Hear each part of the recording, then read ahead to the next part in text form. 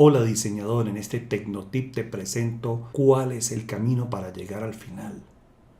Sí, ¿cuál final? Ya lo veremos. Nosotros vamos a tener siempre unos datos de partida. Entonces tenemos que tener bien definidos los caudales correspondientes para nuestro diseño y la caracterización. Y tenemos que tener una visión de qué es lo que tenemos. Bien identificados y bien sustentados, que nos permita decir a partir de estos datos a dónde vamos. Cómo esos datos nos van a fortalecer de verdad nuestro diseño. Tenemos los datos de partida. Tenemos un sistema de tratamiento que lo tenemos en mente, que lo tenemos definido en base a los datos de partida. Tenemos nuestra PTAR, vamos a tener unos límites de descarga, vamos a tener un exceso de lodo y aquí estamos nosotros. ¿Cómo le entramos a esto? Bien, tenemos esto. Entonces, antes de proceder con esto, de meternos que si vamos a meter un pretratamiento, un reactor, etcétera, etcétera, y ciertas unidades, antes de eso nos tenemos que concentrar en los límites de descarga, la descarga del agua tratada. Tenemos que revisar la normativa. Y aquí entonces tuve la oportunidad de representar normativa de varios países para Latinoamérica. Entonces, donde se mencionan los parámetros DBO, DQ, nitrógeno, fósforo y sólidos suspendidos. Entonces, nuestros límites de descarga van a ir bien definidos en términos de remoción de carga carbonácea y en términos de remoción de nutrientes. Cuando hablamos de nutrientes, hablamos de nitrógeno y fósforo. Y entonces, dependiendo de qué nos piden, nosotros vamos a decir, mi sistema de tratamiento elegido va a ser tal y se va a componer de esto. Tenemos que ver las normas. Por ejemplo, acá, para Venezuela, el decreto 3219 contempla remoción de carga carbonácea en términos de DBO 60, en términos de DQO 350, pero en el nitrógeno total indica 10 y para el fósforo indica 1. Entonces, ¿qué quiere decir? Que ya me va a ir alertando en que puedo tener un proceso de nitrificación y denitrificación que incluye la remoción biológica de nutrientes, valga la redundancia, nitrógeno y fósforo. Por ejemplo, la norma 0631 para Colombia establece nada más remoción de carga carbonácea y sólido suspendido. Entonces, con un proceso de remoción de carga carbonácea suficiente. Si vemos, por ejemplo, para Panamá, si hacen una consideración con respecto al nitrógeno total de 10 y de fósforo de 5. Entonces nos tenemos que orientar a una remoción biológica de nutrientes, nitrógeno y fósforo.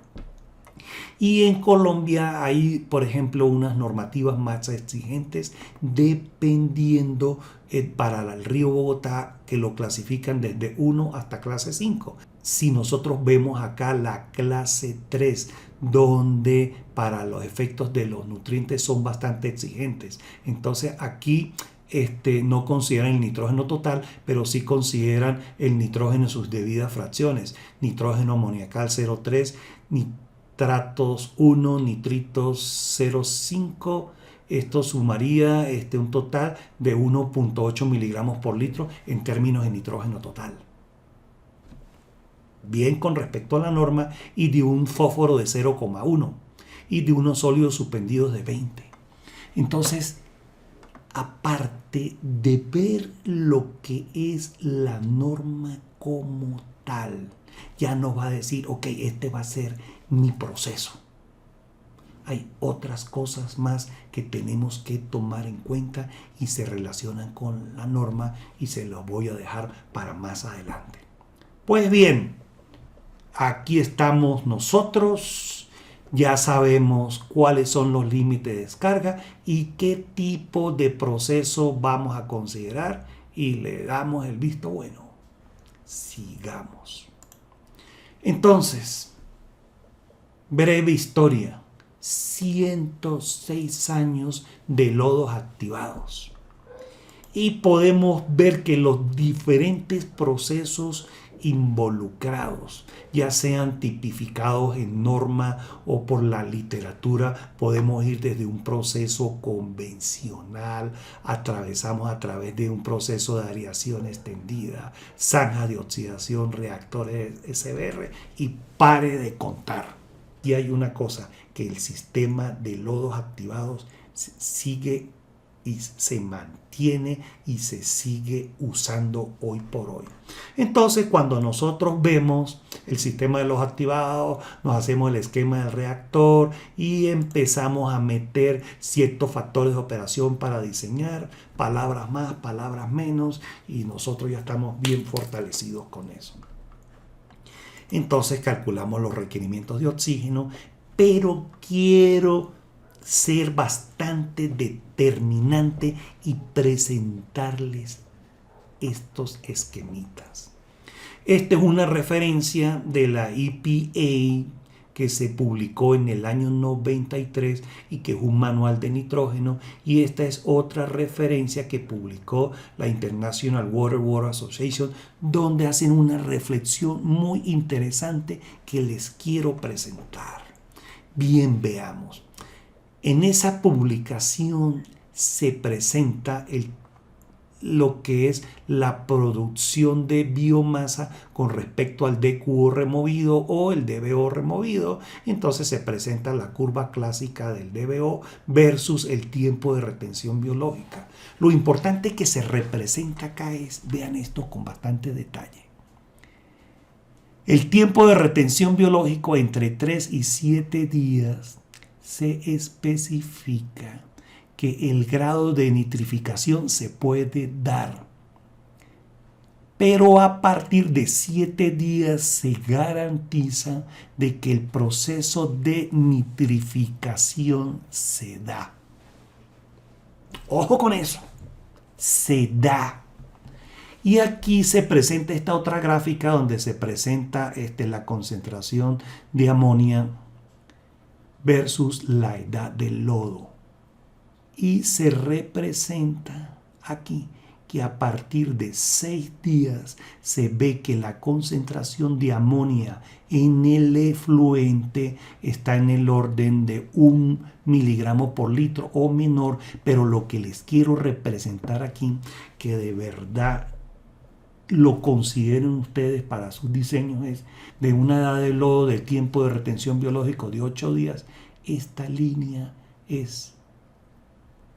no va a ser menor, y si no va a ser menor en términos de amonía en el orden de los 0,1, 0,5 miligramos por litro, ¿por qué ustedes consideran reactores en aireación extendida con un tiempo de retención biológico de 20-30 días?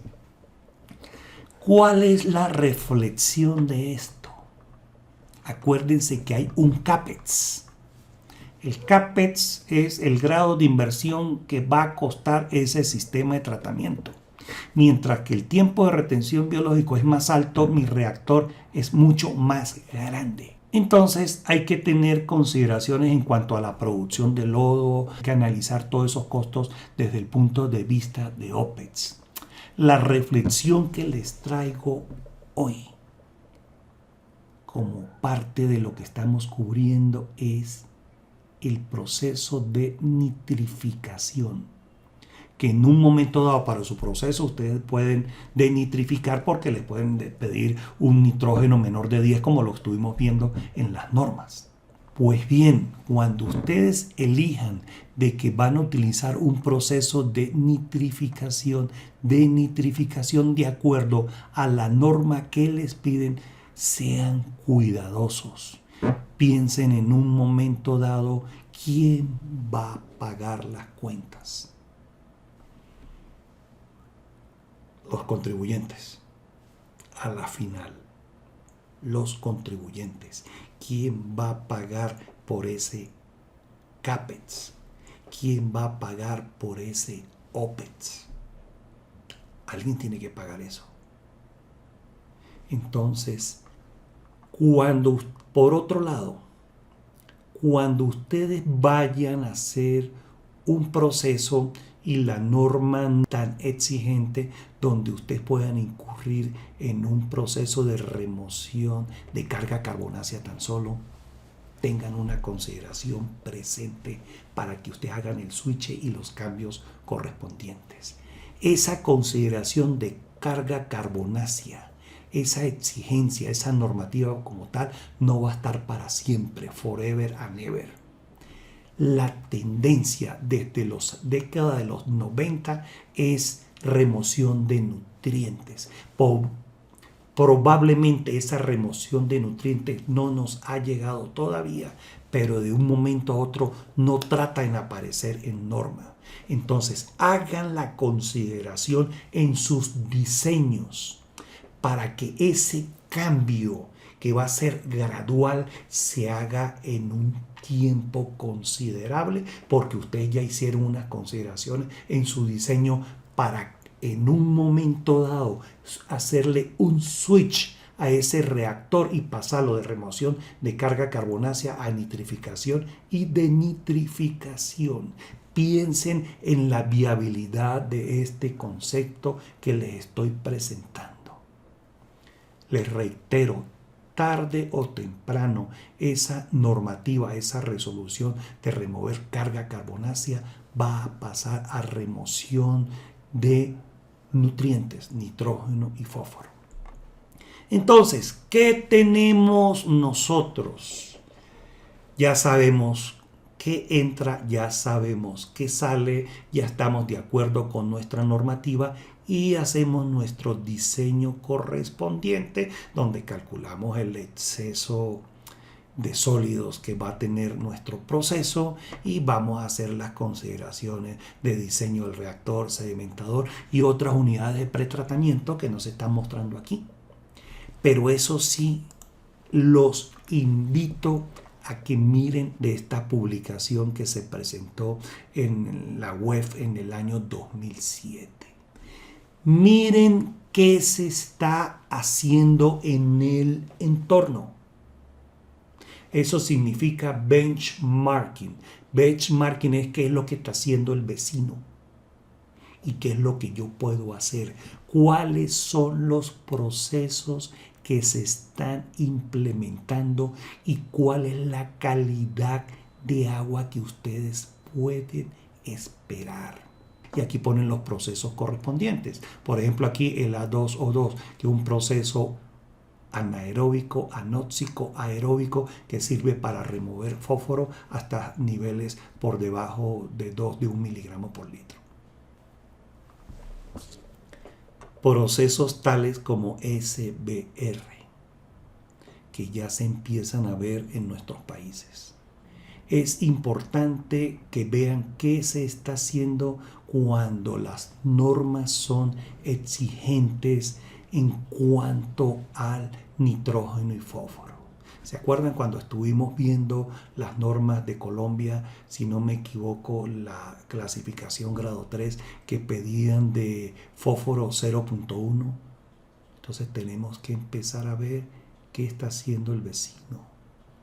Aquí alcanzó 0.09 y probablemente fue no con un sistema de tratamiento biológico, sino con un sistema de filtración o tratamiento físico-químico para tener de reducir el fósforo.